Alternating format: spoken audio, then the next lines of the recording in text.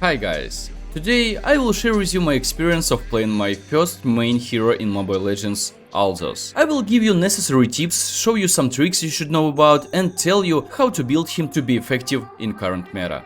We won't waste time in vain. Let's go.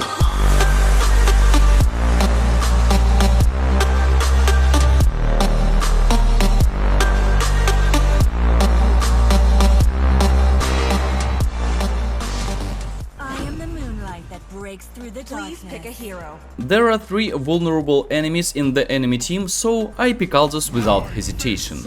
And I don't really care about what the last enemy pick will be. In team fights, I can easily focus on and kill any of these 3 guys using my ultimate and then keep fighting to give my team an additional advantage.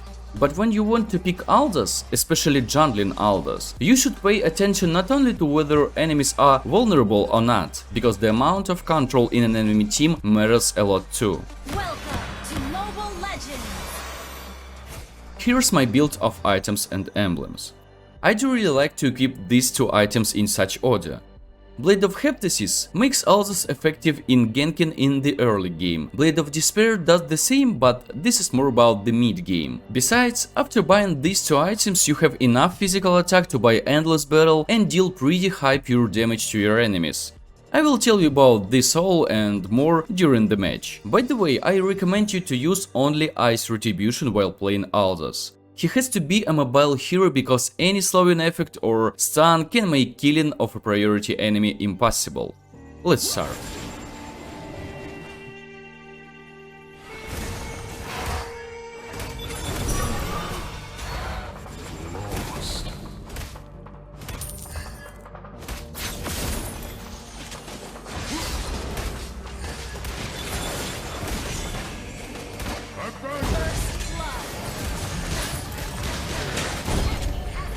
It would be great if I finished off those 2 enemies, this would give me plus 20 stacks. Playing Aldous is always like an endless stack chasing.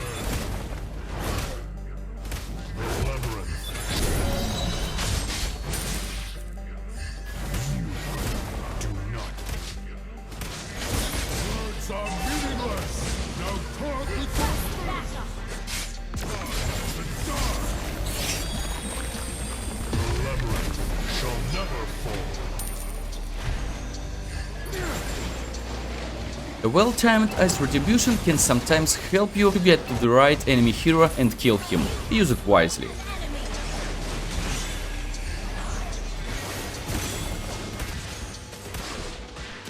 Aldous' second skill can be used to cover your allies in some situation because after the skill effect ends, it stuns enemies in its range.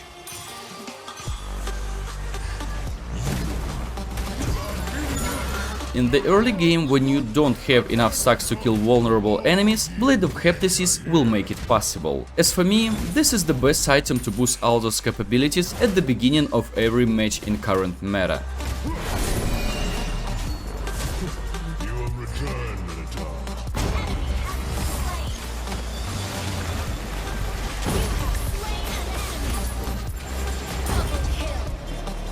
I want to give you a tip.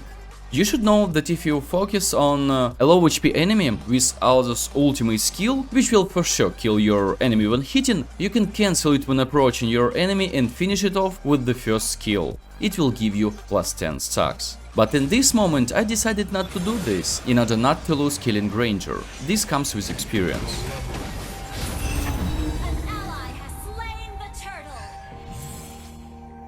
There is one more tip about Aldous' second skill. You should get used to its timing to stun the enemies you need. Here I moved to Matilda at exactly the right moment to stun Granger.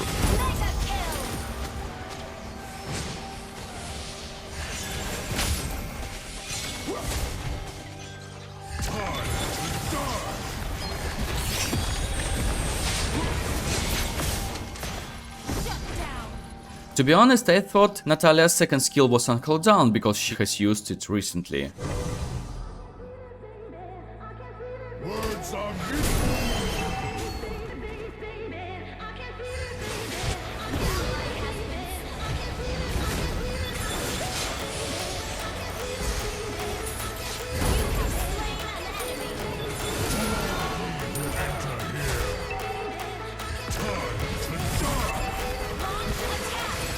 Matilda did very many good moves in this match, and I do really like when players feel the game and know what to do.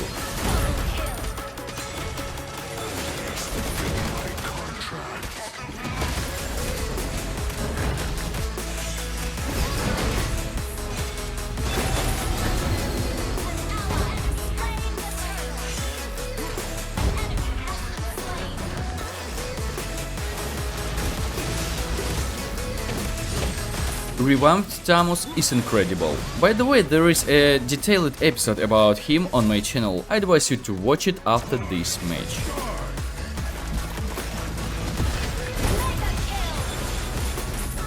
Very nice in-time sprint from Eve.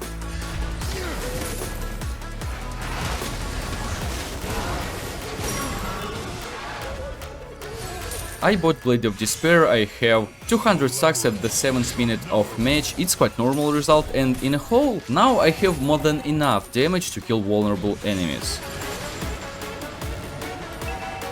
When you play Aldous, you should always watch for careless solo enemies and kill them. Most often it's marksmen.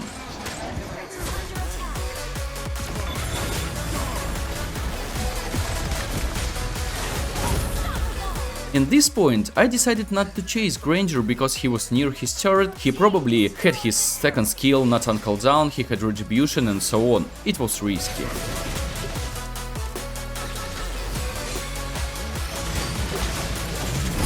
I have nothing to say about Matilda, just a really good game.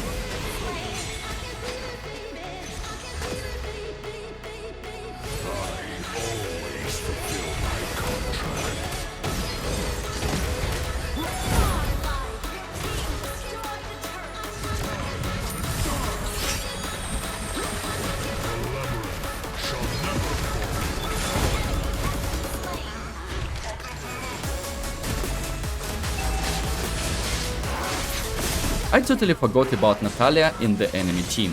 My team destroyed the turret at enemy base without my help, and we are about to take the Lord.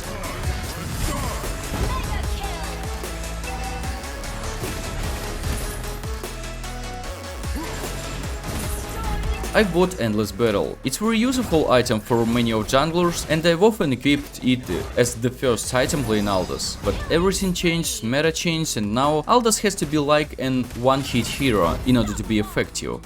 That's why Endless Battle should be only bought as the third item at least. Two items which I advise you to equip at first, as I've said before, are Blade of Heptasis and Blade of Despair. Before finishing off the Lord, I use ultimate skill to make sure there are no enemies around. You need to get used to use retribution, and right after that to use the first skill when you are about last hitting a creep, in order not to lose your stacks. It will be very useful when taking the Lord or the Turtle. I have pretty high damage, and in such cases it's the best to buy Immortality.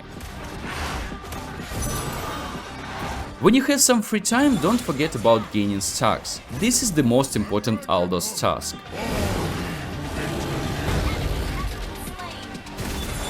By the way, when you have your ultimate ready, always try to take advantage of it. And remember, using of ultimate must be always equal to killing an enemy. If it isn't so, you definitely do something wrong.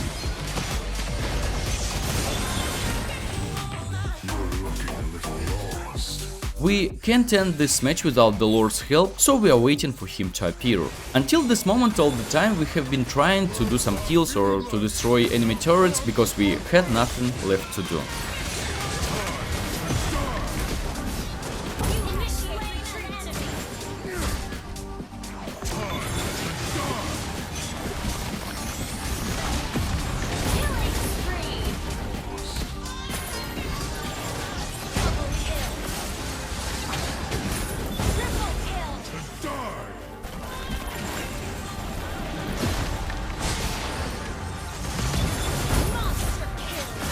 The last item to complete my build will be Malefic Roar.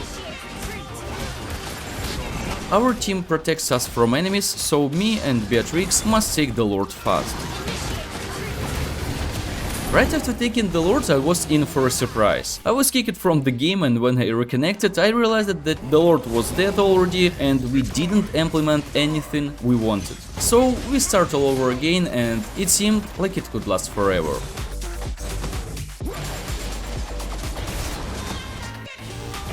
Unfortunately, not enough damage to destroy the turret and not enough time to do one more basic attack.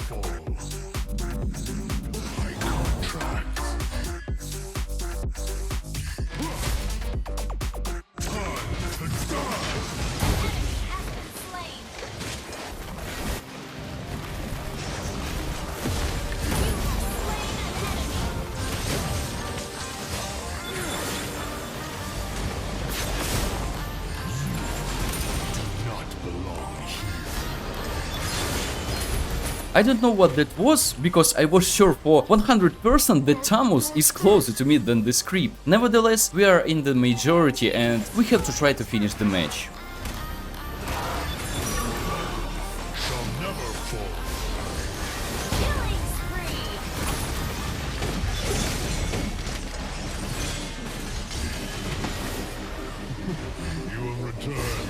Enemies led this creep to enter the base turret range, and this was their last mistake. Victory!